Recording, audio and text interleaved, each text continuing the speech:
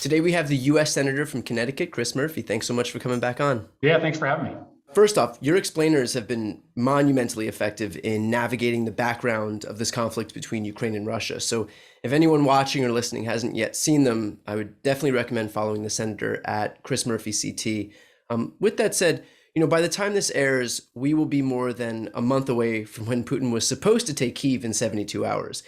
Would you say that Ukraine is winning, or given the sheer size of Russia's military, that this is just a war of attrition wherein Russia would actually have the upper hand?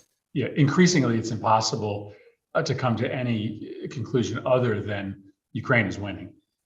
You're right. All of the smart military people in this country and in Europe believe that Russia was going to roll through Kyiv in a matter of days, if not a week or two. That has not happened. It hasn't happened because it's tough to understand the psychology of war when you're sitting at a think tank. And in this case, the Russian army didn't really want to fight. They didn't really understand why they were there. They were much less capable than estimates held. And the Ukrainians, of course, are fighting for their lives. They're fighting for the families. They're fighting for global democracy. They are fighting effectively. Russia is bearing just a sort of unthinkably large cost for this invasion. At some point, we'll have to think about off ramps for Vladimir Putin, but for the time being, it doesn't seem like he's looking for one. And so our job right now has to be to beat him everywhere and anywhere that we can in Ukraine. Now, the Biden administration has, thus far shied away from facilitating the delivery of MiG fighter jets to Ukraine via Poland. And they've cited the desire not to escalate this conflict and ultimately get embroiled into a war between two nuclear powers, basically World War III. What's your stance on this? And hasn't Russia already escalated by virtue of bombing children's hospitals and maternity wards? I mean, a few days ago, Secretary Blinken himself came out and announced that Russian troops were guilty of committing war crimes. Well, first of all, I think it's important to understand that the commitment that we've made to the Ukrainians is absolutely extraordinary. Just in the last week, the Biden administration has authorized the transfer of $1 billion worth of, $100 million worth of equipment, another $900 million worth of additional equipment. This is an extraordinary commitment that the Biden administration has made. And I'm sort of intrigued as to why there's this fascination over these very narrow categories of equipment, like the MiG fighters, that the administration does not think is as useful to the fight in Ukraine as these other transfers are. The reality is the Ukrainians, frankly, aren't flying a lot of their own planes in the air right now because of the threat posed to them by Russian missile systems, but B, the relative lack of utility those planes have. It's the ground-based missile systems that Ukraine has and that we are trying to get more of to Ukraine that are actually the most effective at taking out Russian missiles, Russian helicopters, and Russian airplanes. So I think that we continue to be the best partners the Ukrainians could imagine. And I do get frustrated that oftentimes all of the focus tends to be on the 1% of requests that we don't think are sort of necessary to defend Ukraine compared to the 99% of requests that are granted. Now, we have Republicans like Marjorie Taylor Greene, like Madison Cawthorn, who've come out against Zelensky, which even for the far right is a fringe position. Now, if the tables were turned, we would hear about it all day and all night, from Brian Kilmeade to Tucker Carlson. This should be a career killer, it would be for anyone on the left, and rightfully so. Why does it seem like this isn't sticking for those people? I think it's in part because of the good faith of the Biden administration, who frankly isn't trying to accentuate for the world that we have a group of Americans that are rooting for Russia.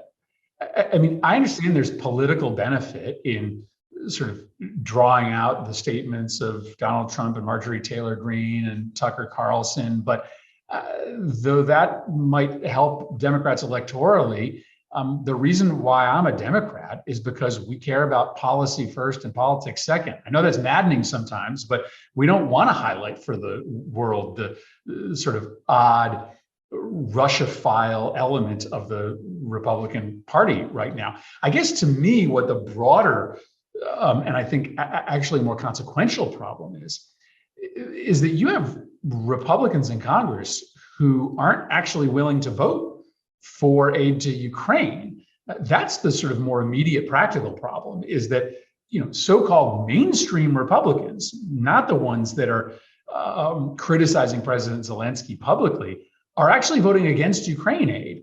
And that will become a problem at some point, because it's going to be hard to win additional amounts of money to get to Ukraine if we can only rely on a small handful of Republicans to vote with us in Congress. Right. And by the way, I should mention too that those same Republicans who are refusing to vote for aid for Ukraine are the same ones that are coming on Twitter and TV and publicly attacking the Biden administration for not doing enough. We have tweets from everyone from Marsha Blackburn to Ted Cruz, and yet, when it comes time to actually put their money where their mouth is and vote for that, $13.6 billion for Ukraine, like what happened a couple weeks ago, well, they were no votes. Yeah, and I had an argument with one Republican senator on the floor last week in which he said, well, that Ukraine aid is only a small portion of the budget. And I voted against the budget because I had other objections to sections that were not the Ukraine aid section. The problem with that argument is that this is a life or death moment for Ukraine. This is a hinge moment in world history. I had objections to other parts of that budget as well, but I came to the conclusion that the aid for Ukraine was so important that it overcame my objections to other things in the budget that I didn't like. And so it is true that the Republicans who voted against the budget might have voted against it for reasons other than the Ukraine aid. I would just argue that right now that fight is so important that you should get over your other objections to the budget and you should just make the decision to support Ukraine. I want to move over to the issue of gas prices. That's obviously been a major issue that we've contended with in the last few weeks and months. I want to kind of do a lightning round where I throw just some of the claims that we've heard from Republicans at you. And if I can get a response from you on those. First, this claim that Biden owns high gas prices because he stopped the Keystone XL pipeline.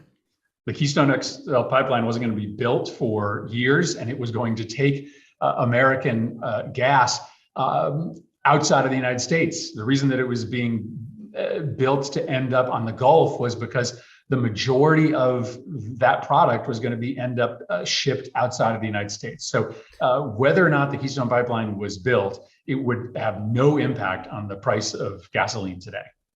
Biden owns high gas prices because he stopped issuing leases on public lands. So 90% of drilling in the United States happens on private lands, not public lands.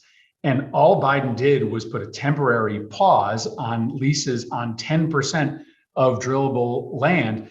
Even if he hadn't paused the new leasing, those new leases that would have been written in 2021 wouldn't have been operational today. So once again, zero impact on gas prices, Biden's decision to just put a temporary pause on leases on public lands. And here's the last one, is that Biden owns high gas prices because of the Green New Deal. Yeah, I mean, the Green New Deal is still only a resolution that was not passed by either the United States Senate or the United States Congress.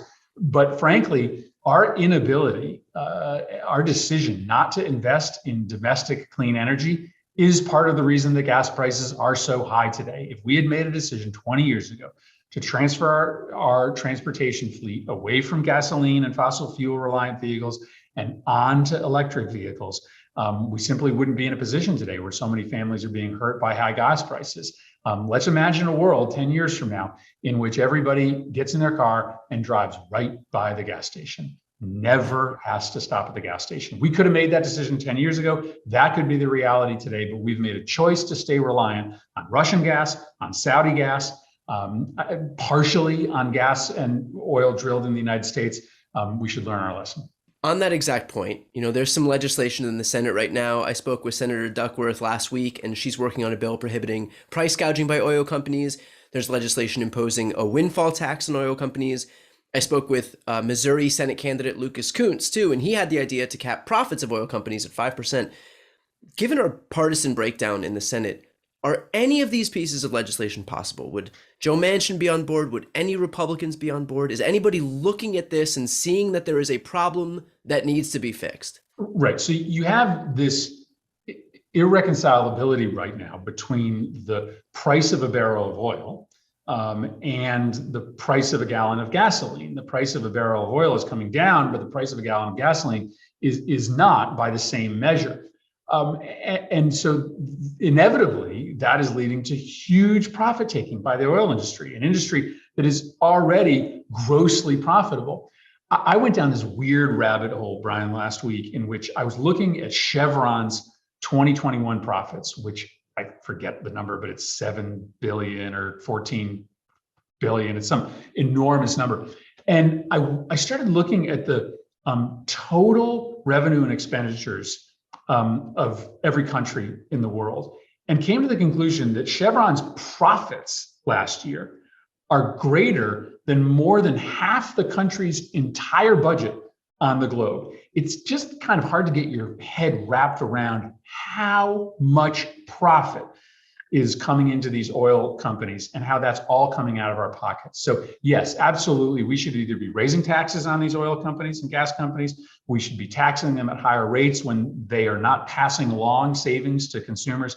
The current state of play here is just not acceptable. Does it seem like there's any buy-in from either, the Manchins of the party, who are, well, it's just Joe Manchin, but Joe Manchin and any Republicans seeing this and thinking that it's a problem? I know that oil companies donate at an exponentially higher rate to those on the right, but is there anyone who thinks that this is an issue that would be willing to actually support any of this pending legislation?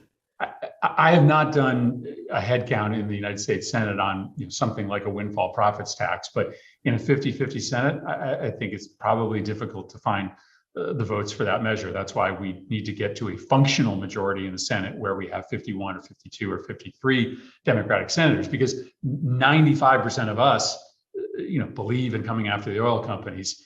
None of the Republicans believe in it. We just have to get to a point where we've got a little bit of wiggle room in the United States Democratic Senate caucus. And just as a side note, is this something, because it does have to do with taxes, is this something that would be able to be included in any type of reconciliation bill? As far as I know, yeah, you could put a windfall profits tax or gouging legislation in a reconciliation bill. Now, according to polling from Data for Progress, Americans support the government investing in domestic clean energy production by a 46-point margin, and that includes majorities across every political party, including Republicans. How do we make this a reality? Because, the people who benefit from the system as it stands, they make a shit ton of money, and they will fight until their dying breath to keep it that way. I don't think that everyone else who is not them is currently fighting that hard. We're not fighting hard enough to overcome someone's best fight. So how do we have that?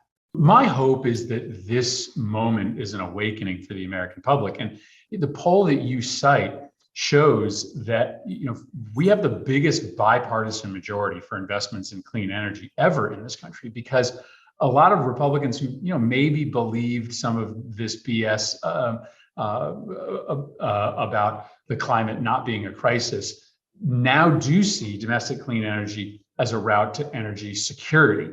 And so I think we've got to make the argument for why we need to invest in renewables, both from a climate perspective, but increasingly as a national security measure. When we drill for oil in the United States, nearly half of that oil gets exported to the rest of the world. And dirty little secret, a lot of that oil gets exported to China. So for all the Republicans who are so tough on China in their speeches on the Senate floor, they don't tell you that the oil that's being drilled in their state is often going to power the Chinese economy. But when we turn on a wind turbine in Iowa, or we have solar panels running in California, none of that energy gets exported. All of that energy stays right here on the American grid. And so if you really believe in energy security, as I think that poll shows the majority of Republicans and Democrats do, the only true path to energy security is renewables. Let's finish off with this totally different topic here. March Madness is in full swing right now. You've been heavily involved in college sports reform. Now, you and Senator Sanders introduced the College Athlete Right to Organize Act. That was last May. And that would provide collective bargaining rights for college athletes. You also wrote the College Athlete Economic Freedom Act, which grants unrestricted rights to college athletes over the use of their name, image, and likeness. What is the status of this legislation? And where's the pushback been from? So I'm a huge sports fan, big UConn fan, heartbroken that the men got bounced in the tournament again in the first round. But I just see this as one of the great civil rights issues of our time. The fact that the college sports industry has gone in a short period of time, about a decade, from a $4 billion industry to a $14 billion industry. And what is happening is that the labor of largely Black athletes in basketball and football is making gross profits for almost exclusively white coaches and white CEOs of the big athletic companies. That has to stop. And so I'm glad that we've made some incremental process, that the NCAA finally is allowing athletes to do endorsement deals. But that gives them a sort of 1 or 2% increase in the share of the profits that are being made. What I believe we need to do is to have revenue sharing in college sports to guarantee a section of the profits for the kids. And there's a variety of ways you could do that. You could give that money to them immediately. You could also put it in a trust fund that's made available to them after their college days are done. But what you have today, in which all of this free labor is going to make huge profits for white adults, is just unsustainable. And Senator Sanders and I, have a bill to try to give some collective bargaining rights to these athletes. I think it is probably in the short term unlikely that Congress will force the issue here. I think it'll be the courts. I think the courts are going to come to the conclusion that the NCAA is an illegal monopoly, and they are going to force the NCAA to act like what it is, a business, and treat these kids like what they are, which is very highly profitable employees. I'm still flying high off of Lehigh University's 15 seed defeat of a number 2 seed. I think it was Duke 10 years ago. So I was going to say, I don't even remember that. That's a long time ago in a galaxy far away. Well, UConn's won like 10 national championships. Yeah. Well, take what you can get, small school. So Senator Murphy, thank you so much for taking the time to speak with me today. I appreciate it. Great. Thanks, Brian.